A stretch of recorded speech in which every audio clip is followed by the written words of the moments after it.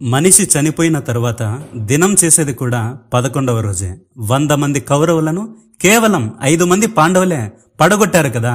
మరి 164 మంది తెలుగుదేశం ఎమ్మెల్యేలను 11 మంది వైసీపీ ఎమ్మెల్యేలు పడగొట్టలేరా? ఖచ్చితంగా పడగొడతారు. కరెక్ట్ గా స్టెప్స్ ఫాలో అవ్వాలంతే.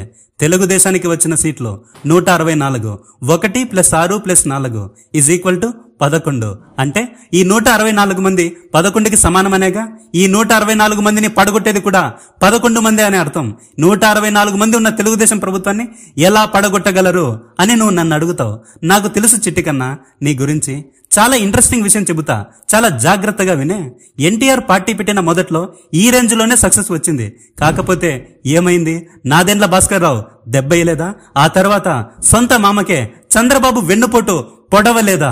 రాత్రికి రాత్రే ఒక్కొక్కడి జాతకాలు జారిపోతాయి. కర్మను ఎవడు తప్పించుకోలేడుగా. కర్మను తప్పక అనుభవించాల్సిందేగా. తెలుగుదేశం లోపల చాలా వ్యవహారాలు జరుగుతున్నాయి, మీకు తెలియదంతే. ఈ చిన్న వీడియో చూడు. దెబ్బకు నీ దిమ్మ తిరక్కపోతే నన్ను అడుగు.